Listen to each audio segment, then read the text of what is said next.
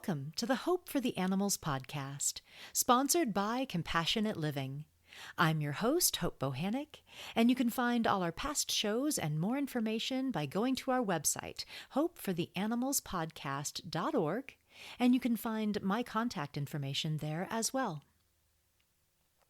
So we are in June, and June is Pride Month, celebrating the LGBTQ community. Today we're going to spill the tea and focus on the T of that acronym. Today I have two trans vegan advocates joining us, Mckenzee and Pax. It's going to be a very special show with two very special guests, and I'm excited to share it with you. I did an outreach table with my organization Compassionate Living at the Pride Festival in Santa Rosa, California earlier this month, and that was a lot of fun. If you are newly joining us from meeting me at that event, welcome. I hope you enjoy the show. For anyone that's new, if you go to our website, hopefortheanimalspodcast.org, I have all the past podcasts categorized by subject and interest in a drop-down menu. So shows focused on like climate change and the environment, or anti-oppression work and animal rights, or chickens, or whatever you might want to learn about. So you can look at those categories, find some past shows to listen to. I hope you check those out. So before we get into the interviews, I did just want to touch on a couple of things. I wanted to acknowledge the place that we are in as a country in mourning here in the U.S. with all the mass shootings. It's hard to ignore. It's hard for me to ignore. It's hard to not think about. There have been so many in a row. You almost become numb to it, right? Like you kind of have to become numb to it to function. But of course, it's extra horrible when it's children. And I grew up in Texas. I went to school in Texas. And so having this latest shooting be in Texas, be kids in Texas, it really affected me and touched me. And it's a lot. It's a lot to process. And it's hard to have hope. It's hard to find the good in these moments when it's just so unthinkably horrible. But I do think we have to look for the good and try to find the hope. And there was something that happened recently that for me was so hopeful, a positive distraction, we'll call it that, and a reminder of a recent victory, and that was that Ringling Brothers Circus announced that they're coming back just without the animals. They're going on tour, but with no animals. And I love this. I really love this. I worked on circus issues in the 90s. It was one of my main focuses, actually. We focused on smaller circuses, not Ringling Brothers, but the small circuses with animals that came through Sonoma County, California. And on a happy side note, I'm thrilled to report that all those circuses that we targeted back then have either stopped using animals or have gone out of business. But then in the 2000s, my focus shifted to farmed animals, but I would still go down to the Oakland Coliseum and other places and support activists that carried on the battle with Ringling Brothers, and would go, I'd go down and protest and support when I could. And I was grateful to those activists that kept the pressure on Ringling. And of course, they did shut down and eventually transferred all the animals out of their facilities. But now they've announced that they're coming back without the animals. And I really love this because that's all we wanted. We didn't want the circus to go out of business. We just wanted them to stop abusing and torturing animals. That's all. So I'm really excited to see this happening. I will possibly buy a ticket when they come here to the Bay Area. I want them to be rewarded for changing their model, even though, they did it under duress and not for altruistic reasons, but they did. And I hope it works. I think it would be awesome to go to the show and walk in the doors and think about the decades that I was outside protesting, and that we won this one. There is now at least one little corner of the world where animals no longer suffer. because of the diligence and persistence of a few loud, compassionate people. It's pretty cool. Okay, so getting into our program for today, while this is a vegan animal rights podcast, I have always had sympathy and empathy with every marginalized human community on the planet, as well as the planet itself. And I feel strongly that all oppressions are connected, and we can't ignore everything else beyond the non human animals. I don't think that's the best strategy. I think that we are stronger when we expand our scope, our focus, broaden it to include everyone. And there is one community that touches me really deeply, and that is the oppression of the trans community. I get this kind of mothering or protective instinct around the trans community, and when I hear about the just ugly, hateful things that this community faces. And I will say right here that we will be talking about some things on this episode that might be triggering for some, that might be difficult for some. So please go into it with that knowledge. So I listened to this other podcast about trans issues that I love called Gender Reveal, and I highly recommend it. And one of our guests today has been a guest on that podcast. Mckenzee is a vegan and works in animal rights, and I invited her on the show today to share with us the struggles and the joys of being trans in the world today. We will also hear from Pax, a longtime vegan and advocate in my area of Northern California, and we will be hearing from Pax later in the show. So let's get started now with Mckenzee.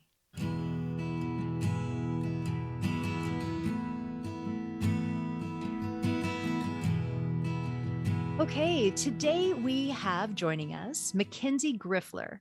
Mckenzee has a background as a journalist and a documentary filmmaker, and she holds a certification in animal sanctuary management from the University of Utah's School of Professional Education, which is really cool that they offer that. She is currently executive director at the Open Sanctuary Project. Welcome to the podcast, Mckenzee. Thank you so much, Hope. Well, we're so glad that you could join us today. And we like to start the podcast with your vegan origin story. So, why did you go vegan? When did you go vegan? What drew you down the vegan path? Sure. So I grew up in an on again, off again vegetarian household, which, I think a lot of your guests might relate to, and knowing how in some ways that makes you closer to veganism and in some ways it makes you further away from it. And it was in college that I finally actually committed to being a vegetarian. And from the end of college, for a few years after, my very closest friend from college, who I love dearly, who was a vegan, basically very kindly but firmly asked me repeatedly to justify my vegetarianism versus going vegan, like all the time. And I happened to be a very patient person, and I knew that this was a good-natured discussion. So I just started having conversations. And honestly, like a lot of vegetarians, I just hadn't looked into it. And the more arguments I tried to make and the more research that I did to counteract their arguments, the more I realized how little I knew about animal suffering. And it was until I was out of arguments, basically, that I realized that if I was going to be morally consistent, which I'd like to think I am, I decided that I had to go plant-based. And after that, I learned a lot more about the immense suffering of animals on the planet, and veganism followed pretty soon after that. So I was one of those very rare people that got logicked into veganism. Well, that's great that you were open to the argumentation and to defend, and that is true. It's kind of you go down that path, and each argument kind of breaks down. So yeah, that's great. Well, so Mckenzee, you are a trans woman. And it is Pride Month. And we are here today wanting to honor the queer community, bring attention to issues around that. And you have been working in the animal rights movement for 6 years. And I'm curious what drew you to animal rights work, and do you see a connection with trans rights? So I wanted to start from very much at the top, that to say that I'm just one individual white trans lady. And these perspectives that I'm about to share have been much better expressed and theorized by many, many, many other trans activists and academics. So I don't want anyone to take my words as quote unquote the trans experience. And by nature of this limited time we have together, I'm going to be leaving out people and experiences. And I hope that people that are legitimately interested seek out more knowledge and perspectives. But to answer your question, once I was vegan, proper vegan, not just plant-based, helping animals on a bigger scale rather than just, arguing with people on message boards and fighting that good fight, it just felt like it was always going to be in my life's picture at some point or another. And I vaguely thought for a long time that I was going to be starting my own animal sanctuary someday, which I'm sure many, many people listening can relate to that sentiment. Not that I had any experience working with farmed animals, not that I had any idea of what a sanctuary really was, but there is this vague hope in my mind that that's what I was going to do. And my current work is a reflection of that seed belief. And while I might start a micro sanctuary someday, I doubt I would ever do the big nonprofit sanctuary model like I assumed that I would have when I first went vegan. I think trans rights and animal rights have a lot of connections, but really, if we boil it all down, the chief concern is who is allowed to have autonomy and control of the narrative of their life, and who is not allowed access to those things. And how can we make a world kinder and more understanding for everyone? Yeah, absolutely. Well said. That's such a huge part, I think, of animal rights work is autonomy over the animals' bodies. And that applies to so many oppressions. Yeah. So your work is with the Open Sanctuary Project. And we actually recently had Tara Hess on the podcast from that organization as well. So what is the Open Sanctuary Project, just briefly, and what do you do there? So to put it all in a little nutshell, the Open Sanctuary Project is a nonprofit that has a lot of really smart, really kind experts working to create guidance to improve animal sanctuaries and rescues and help people responsibly start them and establish an accessible database on the lifelong compassionate care of farmed animals and other exploited species, all from the lens of collective liberation and all free of charge. I'm the executive director there. Originally, I was the only person there, and I was in charge of building it from the ground up by myself. And now I am so blessed that I have some very wonderful colleagues who are on that journey with me. So you said that, that you thought you would start a sanctuary, and that many people can relate to that. And I totally get that. I think that lots of people go into this work, learn about veganism, hear about the animal suffering, and we just want to rescue animals.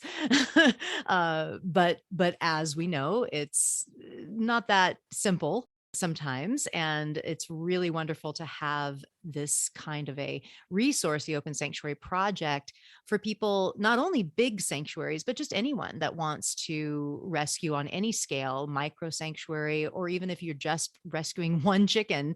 It's really a wonderful resource. So great work. Yeah, we really believe that sanctuary is more a state of mind than any specific thing. And sanctuary can be accessible to everyone. You don't have to go out and buy a tract of land in the woods to start an animal sanctuary. If you have space, if you can save one chicken and give them a wonderful life as a companion, that too is sanctuary, and it should be celebrated in our movement. Yeah, absolutely. I love that. So, Mckenzee, would you feel comfortable sharing a little of your transition story? Sure. I will start this off by saying that no trans person owes anyone the narrative of their life or transition, and me sharing this should not come as an endorsement for anyone to expect the same from anyone else in their life. Yeah. But to put it very succinctly, because obviously everyone's life story is very long, I was very aware that there was something discordant with how my life was going when I was quite young, but I wasn't in an environment where I felt like it would be safe to explore or express that. I can pick out a lot of moments growing up where there were clear signs of my gender dysphoria, but it wasn't really a time where these words and these constructs are quite as accessible as they are these days. So I didn't publicly come out as trans until I was 25 or so, despite having an awareness of it for much longer. And honestly, even then, even as a 25-year-old, it was terrifying to come out. It's very scary to come out at any age. Yeah. 25, you think you have some semblance of your life together and you can figure stuff out. It's still terrifying. Mm. And, now years later, I wish I had felt more self-trust and more bravery to be able to come out much earlier. But I also need to recognize that my current life is quite privileged, and I need to be able to see the good of my trajectory instead of wondering about how my life might have been different. So, there's no wrong time to come out. So that's all to say that, transitioning saved my life. That's kind of all I really want people to take away from it. Yeah, I have seen that and heard that from so many trans people in the research that I've been doing and documentaries that I've seen. I'm so grateful that you were able to find your footing and find your true self. So you mentioned that trans people shouldn't have to share their story. We, of course, talked before and set this up so that you could share this with us. But are there things that aren't appropriate to ask a trans person? What should we avoid saying? What should we not say? I think there's a lot of things, but I'll keep a pretty short list. And this is really, if you don't already have a close connection with someone who's already said that it's cool to ask them questions, and even if they did, like maybe think twice before asking these questions. Yeah. But it's no trans person's job to answer questions about their coming out narrative or to explain their gender dysphoria to you. It's not appropriate to ask a trans person how they picked their name if they have an updated name, or what their name used to be. That's a very inappropriate question. It's not appropriate to ask them anything to do about their body or alterations to it, surgical or otherwise. Even positive comments, like, just maybe think twice before commenting on someone's appearance. And that really goes for any human on this planet, I think, because you never know, like, what you might think is something that you're saying is nice might actually be a little upsetting for somebody. Mm. It's not a trans person's job to take time to educate you about trans issues or attitudes about things. And it's especially not a trans person's job to help you process dealing with somebody transitioning in your life, be it that person or somebody else. It's not their job to be your transition therapist. You can work that out with a trusted person or a counselor. And you don't need to ever ask a trans person why they're making certain transition decisions or not.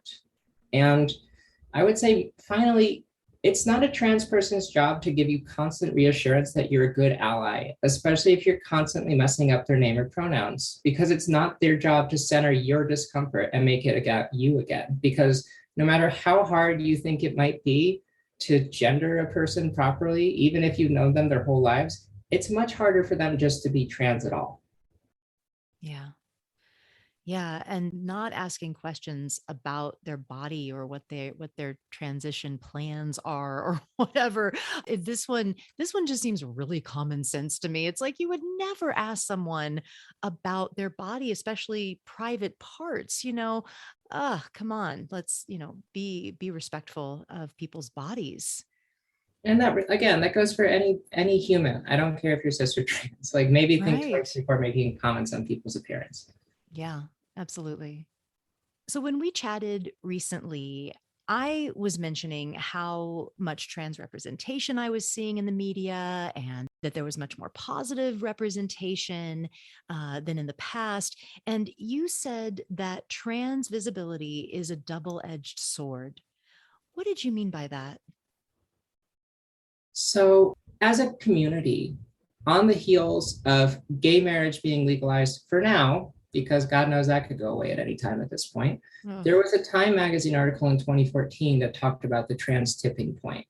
And it was this really big deal. And then there was this belief that kind of followed that time that now that there's more trans people visible, out in society, having public jobs, being actors, being musicians, that surely society must accept trans people more and trans rights must be in a better place onto a trajectory of some degree of equity. Mm. But without actual protections from the law, we can now see the other side of visibility, which is these anti-trans bills happening in recent time, and especially this year, are some of the most aggressive anti-trans legislation in the United States history.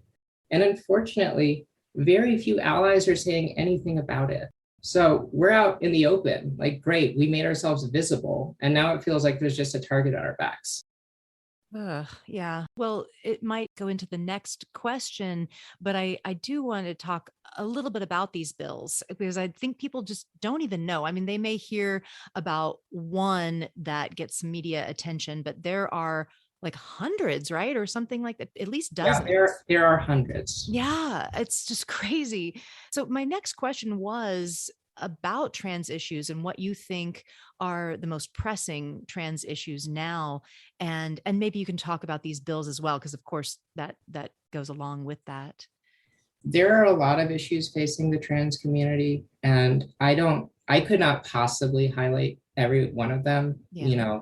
ranging from like domestic violence to incarceration. But I do want to give voice to a few. One, the incomprehensible number of hate crimes and murders of trans people, specifically trans people of color, specifically Black and Latina trans women. Last year, 2021, was the most violent year on record for trans people. I want to say that again. 2021 was the most violent year on record in terms of the killing of trans individuals in the United States. These are individuals who had stories and lives, and they had love, and they were murdered for being who they are. And this followed 2020, which prior to 2021 was the most violent year on record for transgender individuals in the United States. I cannot express enough how horrifying that is. Yeah. And to build on that, as we just talked about, the last few years up until now, there's been substantial and horrifying anti-trans legislation across the country. There's been over 200 anti-LGBT bills filed in 2022, with a large amount of those specifically targeting trans people, more specifically trans children. And the thing that's most chilling about these bills, other than the fact that few people seem to be speaking up about them or even aware of them in their own communities, is that they're often used to cascade into bigger, scarier bans and continue to normalize the hatred of trans people. So this is, to be very clear, a concentrated effort to erase trans people from public spaces, to prohibit trans healthcare outright, and to punish parents and supportive adults just for listening to children. This kind of legislation leads to so much pain, suffering, and death in the queer community, and it feels like it's only getting worse. There's just too many of them to go into specifics, but it's very easy that listeners can learn a lot more about specific things happening in their states and what they can do to actually fight these things. I think I shared with you in the show notes, there's a bill tracker that you can go to and see what's happening in your state. And outside of these issues, trans healthcare is just extremely expensive, time-consuming, and difficult to access, even if you have privilege, and even if you have a decent job, and even if you have decent insurance. Because don't forget, trans people have to do all the same life stuff that everyone else has to do, on top of dealing with the medical system and insurance claims and bureaucracy. And insurance rarely covers most trans healthcare in most of the country. And this is all on top of systemic anti-trans biases. And that's if you're already very lucky at the moment. Not to mention that trans people often make much, much less income than their peers due to bias against trans people and a lack of support. So despite transvision being the very best thing I've ever done in my life, I think we also need to envision a world where access to these things isn't so impossibly small that only a select few can get everything they need to feel whole in the world. But I recognize that's all a lot of bleak stuff. And I think it's also important to focus on all the good that comes from transition despite these issues, not because of transition, but because of the systems in place to prohibit it. Being trans is not bad. I love being trans every single day. And the trans people I know in my life love being trans. What we don't love is a system that's built to harm us, basically. Yeah. So I want to ask how our listeners can be, and the community in general, can be better allies to trans people. There's a lot of ways, big and small, that anyone who wants to practice better allyship to trans people can do so. First off, just believe trans people when they say that they might experience the inner or outer world differently than you do. It's okay if your gender aligns with that assigned to you at birth, but you can also extend a little grace to maybe understand that that's not the universal experience. And if someone comes to you and asks to try on a new name or pronouns, don't give them a spiel about how hard it is for you. It's so much harder for them just to ask. So just try your best. A recent study proves that this entire thing about believing trans people, as the trans community already knew, is true for trans kids too. Kids who identify as trans overwhelmingly continue to do so into adulthood. And being one supportive adult, even if you're just a family friend or a librarian or I don't care who, if you're one supportive adult, studies show that you can save the life of a child who's in an otherwise unsupportive environment. Wow. Secondly, just stand up for trans people if someone in your life says something awful. Show people that you actually care instead of keeping it to yourself. Yeah. People are so much more willing to listen to cis allies than to trans people. And unfortunately, it can feel very isolating and exhausting to have to do this work alone and feel like nobody will speak up for you. Third, if you're in a state with current anti-trans legislation, tell your legislators that you don't stand for it. Often this legislation is a way to protect women, obviously women who aren't trans. And if you're a cis woman, you need to tell them that this legislation doesn't represent your values and that you stand with trans people. And if terrible bills are defeated or protections are passed for trans people, actually thank your legislators and say that means a lot to you. This actually does make a big difference. It's not hard to leave a comment email or to leave a voicemail. I think finally, if someone comes out to you as trans, whether you already knew or not, please treat them with grace and kindness. Acknowledge that coming out is a very vulnerable, brave thing to do. Even if you think that, oh, of course you're a safe person, don't ever downplay a coming out moment. Don't make it about yourself and how you once did a hard thing. Just be there for that person, thank them for telling you, and ask them what support looks like in this moment. And then please, please, please, please, please do not ever out someone who came out to you to someone else if you don't know for sure if that person already knows. Because outing someone is best case uncomfortable, worst case could literally put someone's safety at risk. Yeah. Yeah.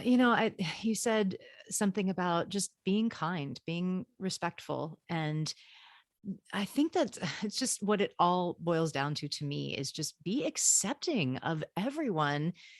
That's kind of baseline, right? It's like your basic manners, being a good neighbor, being a good community member, just be kind. I kind of feel like a mom here, just like, didn't your mom teach you be kind and compassionate to others? And I kind of feel like that's why I feel veganism is like a baseline too. Don't hurt others. Don't hurt animals. Don't hurt anyone, humans, non-humans, the planet. And I think that is my business, whether you're hurting someone, that's my business because I don't want you to hurt someone. We don't want to hurt each other. But beyond that, what you do to make you comfortable in the world, to make you happy, who cares? That is not my business, right? I don't get it. But as we know, some people do care about this and not in a loving and caring way. And that's why we have to have months like Pride Month to talk about these things. But I don't get why some people would be so hurtful and cruel to insert themselves into someone else's business as to how you choose to be in the world, how you show up in the world. So coming back to the animals and the animal rights movement, we're now seeing a shift towards more inclusion, more anti-oppression work, and making those connections, which I'm so glad to see. how do you see this shift, and how can we make that part of the movement stronger? So I think that the animal rights movement is just barely starting to grapple with consistent anti-oppression and collective liberation. And some organizations seem to be working to put these into better practice, and other organizations might just kind of based on the lip service phase talking about how it's important but not actually doing anything. And I think it's absolutely critical for us as a movement to consider how we can better reach out to other movements in genuine acts of allyship, not just lip service, not just I do this, you do this, because issues with animals cannot be considered in a vacuum. We need to be building a world that is equitable and safe for all non-humans and humans alike. And we can't do that with the limited tactics that our movement has taken in the past. Do we really believe that a world can be quote unquote vegan without addressing other systems of oppression that are causing suffering and death to so many? Single issue veganism often ends up excluding so many wonderful, compassionate people who could be helping to change the world. And it ends up pushing people out who are already in the movement, who don't want to be dealing with things like racism, sexism, lack of access to opportunities, disability stigma, and so much more. The movement needs to create genuine opportunities for other kinds of activists, and we need to do better to distribute resources and power. Yeah, very much agreed. I'm glad to see that there is kind of an awakening to this needed shift, and I hope that we can speed it up and do even more. So, Mckenzee, we always wrap up with this question: what gives you hope for the future? So, in terms of trans stuff, one thing that my friend Jerica, who's much older and wiser than me, once said, actually gives me a lot more perspective, even if it's maybe going to sound a little grim. But basically, they said that even though all this current anti-trans backlash is very scary and very upsetting and actively killing people, they remember a time just 1 or 2 decades ago when it was completely acceptable for everybody to hate trans people, regardless of political affiliation. At that time, all trans representation on TV was either dead people or really, really awful jokes all over the place. Yeah. The fact that we've gotten this far with people accepting trans people is kind of incredible. And I want to keep that in mind and hope for more rather than focusing on the scary things.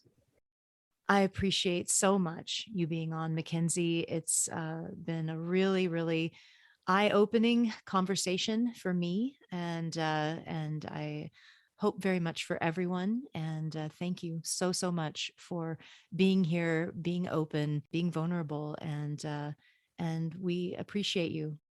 Yeah, thank you for having me on. Okay, so we are now going to transition to our second interview with Pax. Here we go.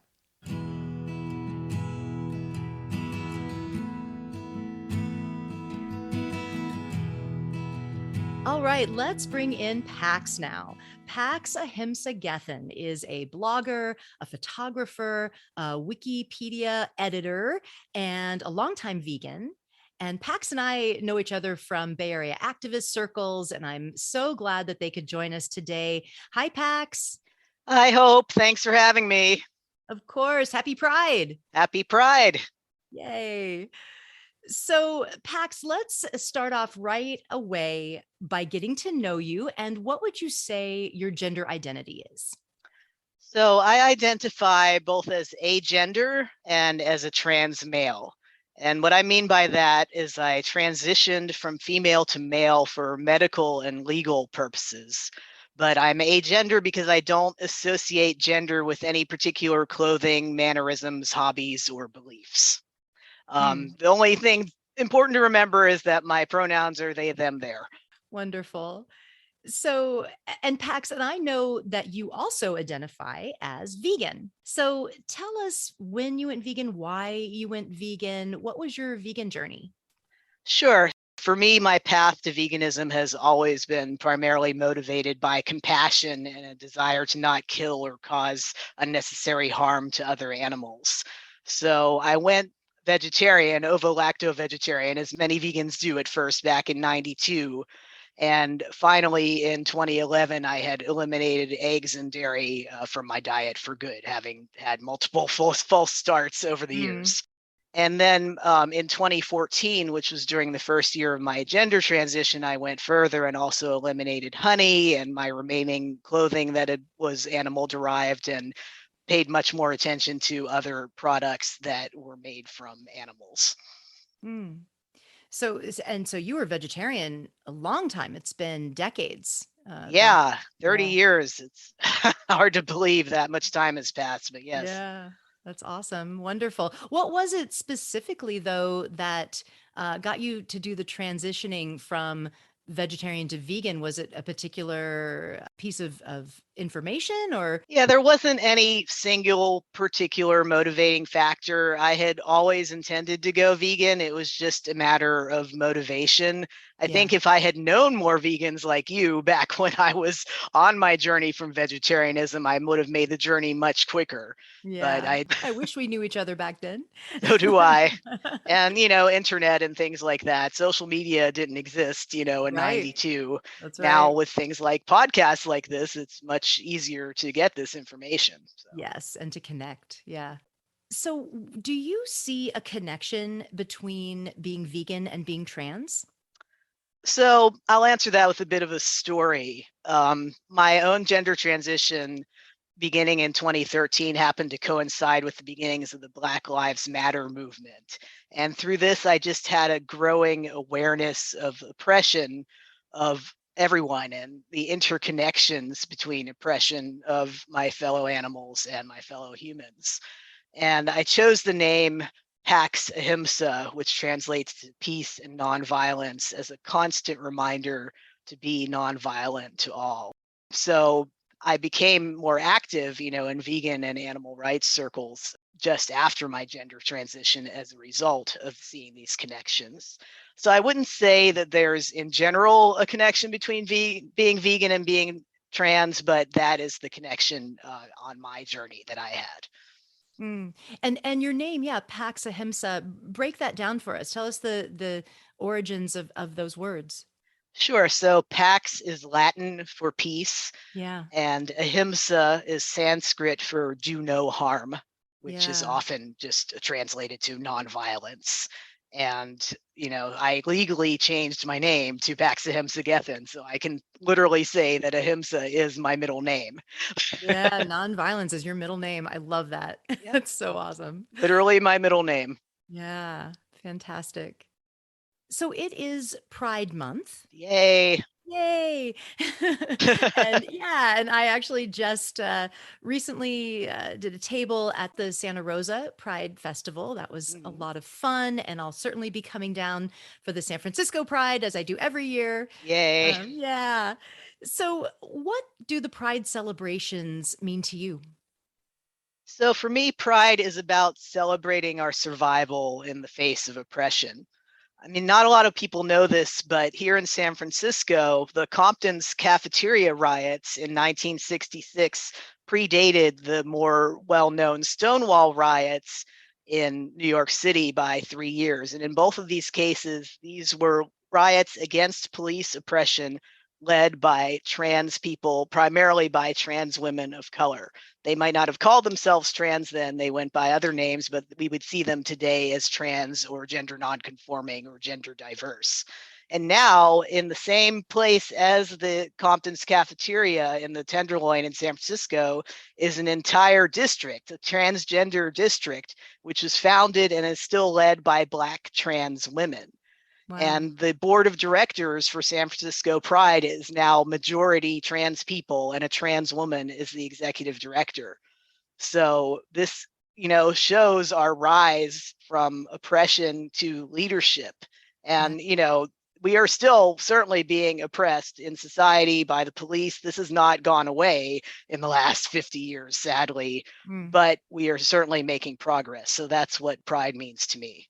And what were those, the Compton riots? Is that what you said?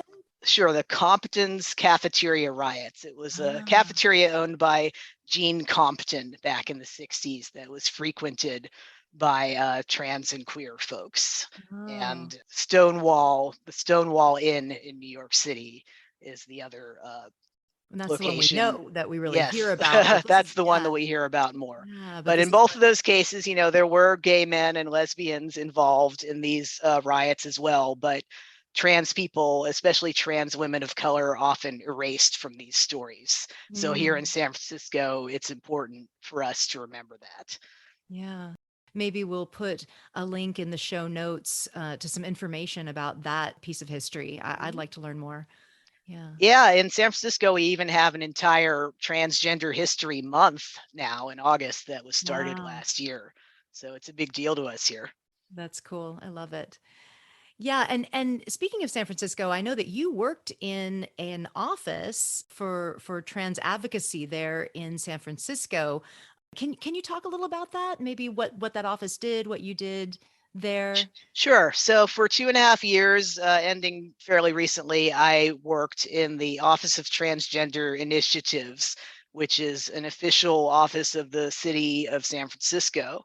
So we would advise the mayor and the board of supervisors. We had a trans advisory committee made up of trans and non-binary community members from the San Francisco Bay Area who would talk about what their community needed, and we would talk to the board of supervisors and the mayor once a year for Trans Advocacy Week and make our case and get budget funding for it, which was great. We're addressing homelessness. We're having a guaranteed income program that's going to be rolling out soon, so it's made a lot of progress. What I did personally was primarily communication, social media, website management, that sort of thing. I also did some office administration, but everybody on our staff was trans or non-binary. So it was wonderful to be, in a place where I could be in an all trans office and know that I could be my authentic self and not be questioned about it.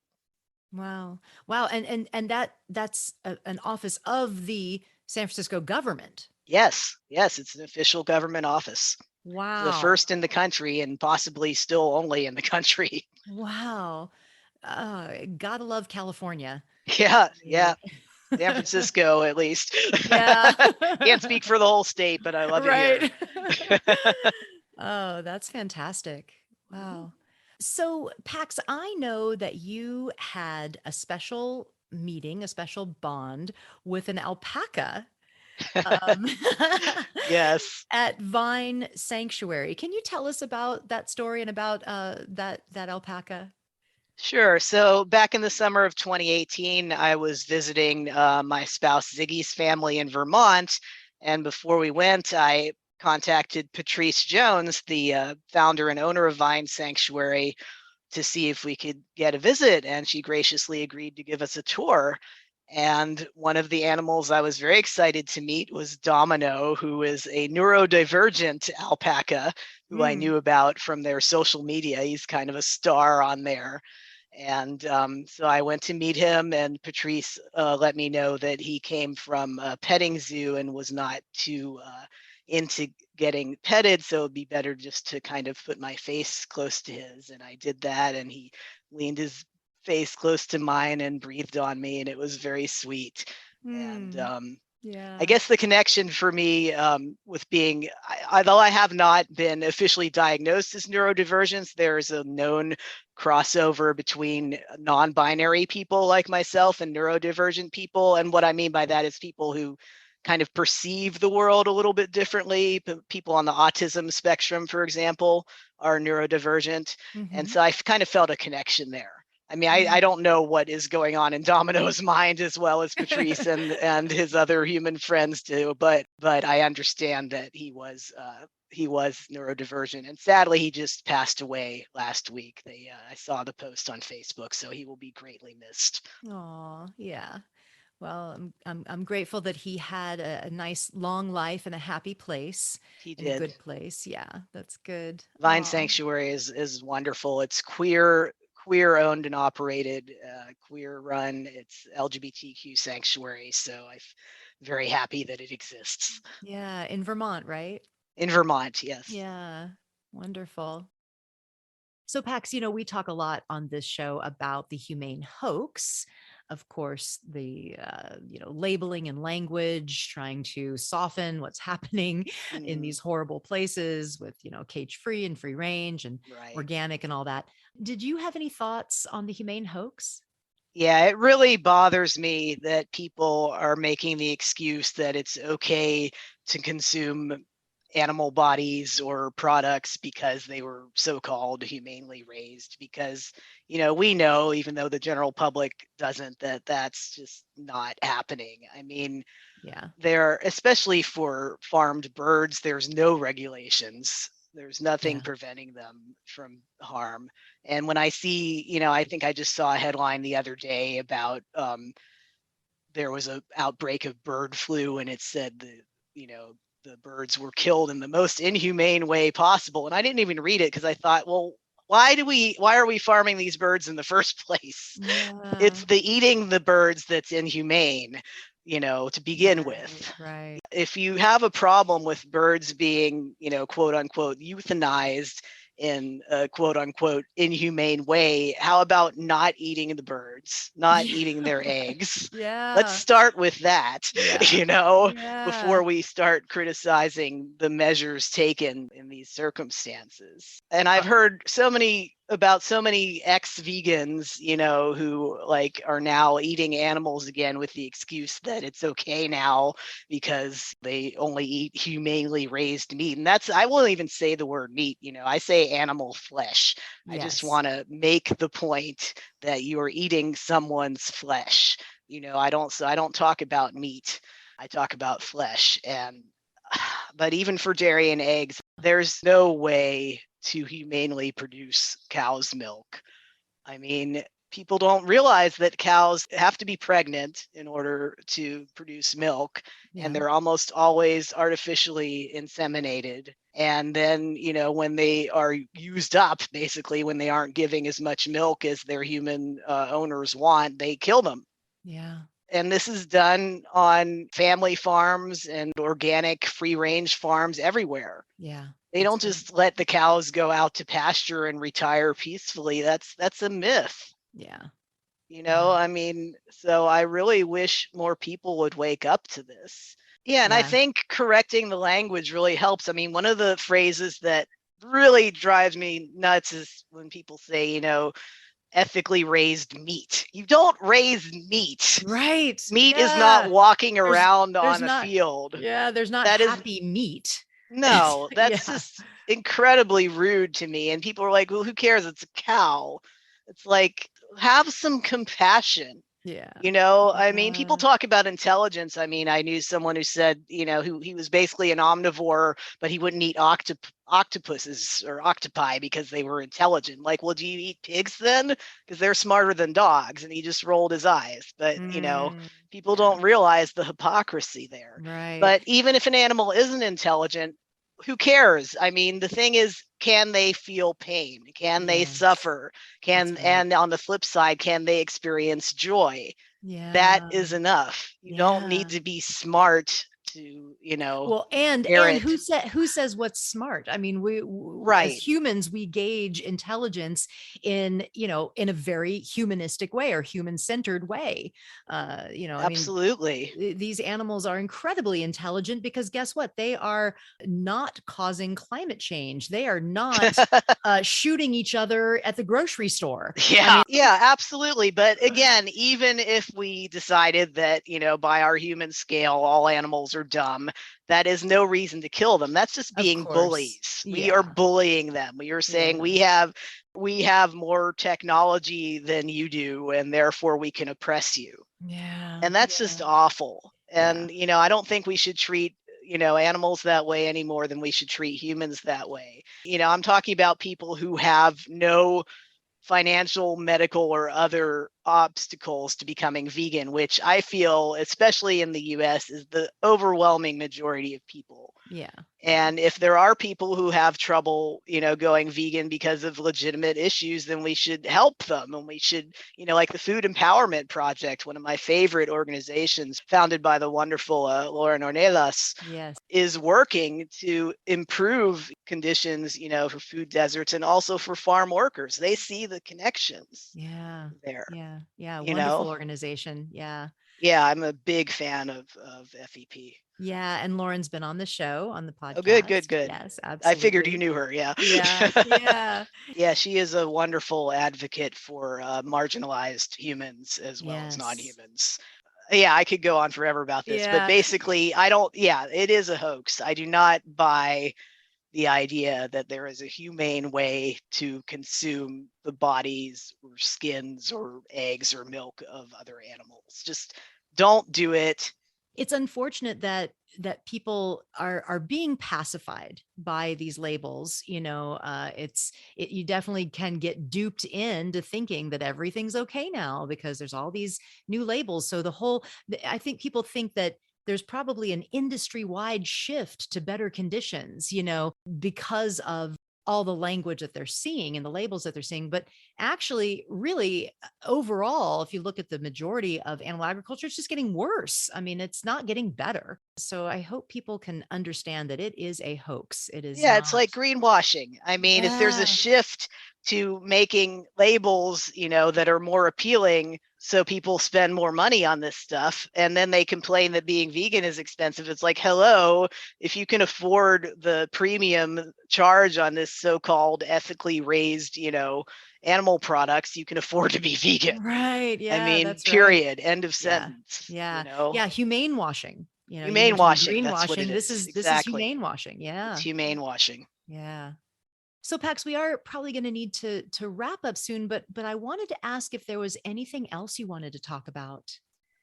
Sure. Well, just with all the gun violence in the news lately, I Yeah. mean, it's been on my mind a lot. Yeah. And I am an advocate not of gun control, but of gun abolition. I Mm. basically want to wipe out firearms from the face of the earth, not just from Yes. civilians, but from police and the military. I'm Black. I'm not a big fan of the police. Okay. So I feel like even if we got a handle on all the weapons, on all the, no more illegal weapons trading, no more so-called assault weapons, the police, are still going to be an issue. The military with our nuclear weapons that can wipe out entire civilizations is still going to be an issue. Basically, I want to rid the world of all weapons that are purposely made to kill another human being. Yeah. And I've written an essay about this called Dare to Disarm. I wrote it years ago. It's the most important thing I've ever written, and hardly anyone's read it because it's not things I usually write about, but I am a pacifist. Pax Ahimsa, that's my name. It goes with being Yeah. vegan. Mm. And I've anticipated a lot of the objections. Like people talk about, well, what about hunting rifles? Like, yo, don't hunt. Right. Don't What kill about animals shooting? either. Yeah. Yeah. Or what about shooting animals that are charging at you? It's like, well, why are you in their territory in the first place? Or Yeah. shooting animals that are eating your livestock. It's like, why are you raising livestock? I mean, Yeah. and There's Second no Amendment, reason, no good people reason. Yeah. talk about the Second Amendment. It's like, look, this Constitution was written, hundreds of years ago in a completely different society than we have today. We cannot use that as an excuse forever.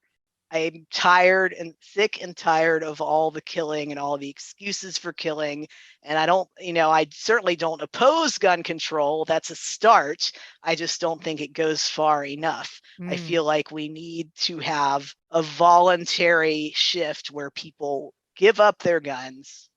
And this is going to take a long time. It's probably not going to happen within my lifetime, but that's what activism is. It's the long view. Yes, that's right. That's right. Yeah, no, I appreciate this because all you ever really hear about is gun reform or not. And Right. nobody's really talking about, well, let's just get rid of them altogether, except for Canada. I mean, Mhm. Canada, they are, and other places they are, but we're just so, oh God, ridiculous here in the US with our guns. Yeah. Yeah, it's We so worship frustrating. guns in this country, Yeah, what is And up there's with there's a that? spike in gun sales whenever there's a mass shooting because people are afraid of people like me who want to get rid of all the guns. But again, I am not seeking to outlaw them.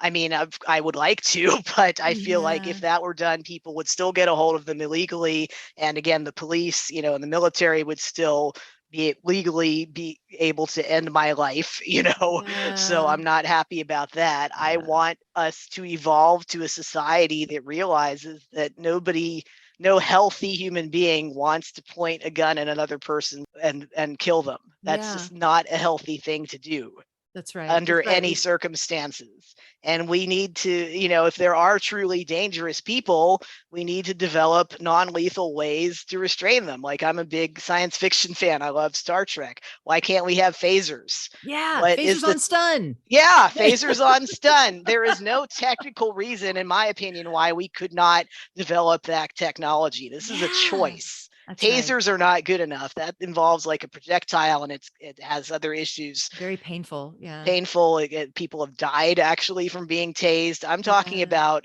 truly non-lethal, stunning technology. Right. That's what Right. we need. Get rid Yeah. of the guns, make phasers for, cases where you really do have to stop a dangerous person. Yeah. And other than that, no more guns, no more bombs.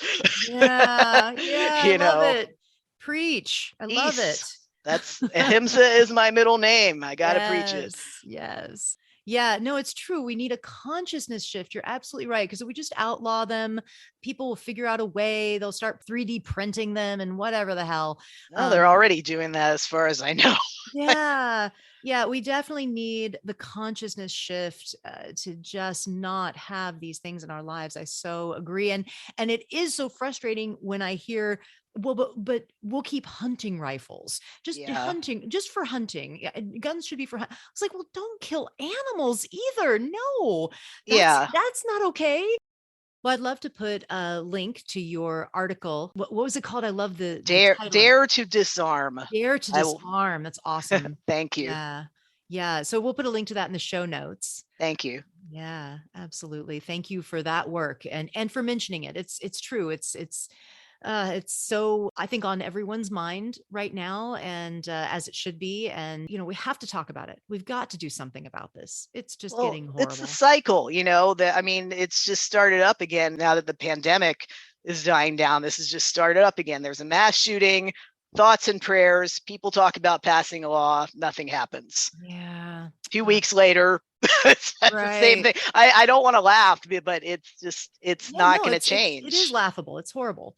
Yeah, but I mean, nothing happens except in Canada. Yeah. Canada's doing some awesome stuff. Let's learn from them, We need to be humble. I Mm, really can't stand American exceptionalism. We are not the greatest country on earth. I'm not saying any other country is either.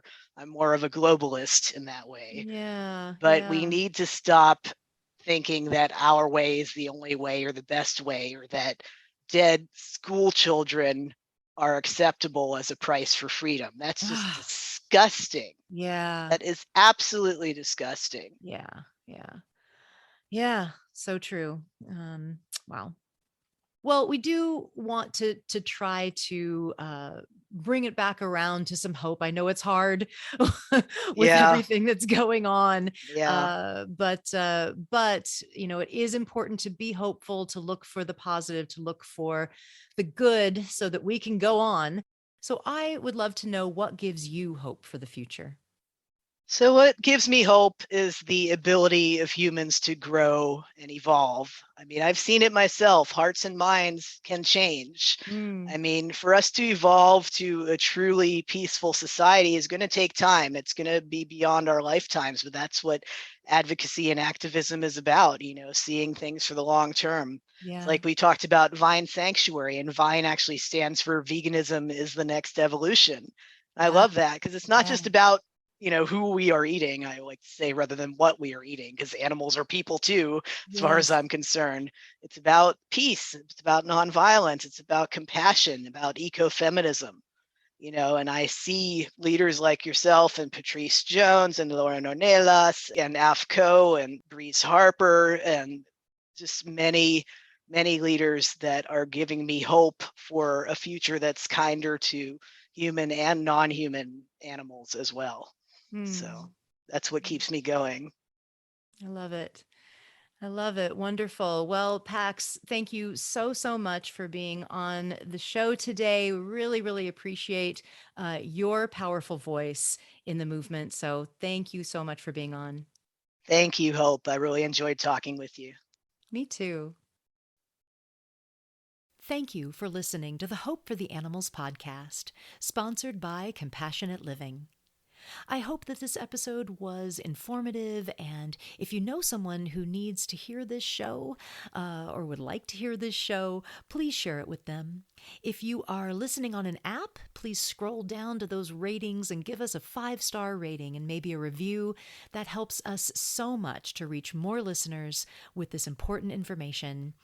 Happy Pride to you. I hope you find a way to celebrate and to support the queer community this month.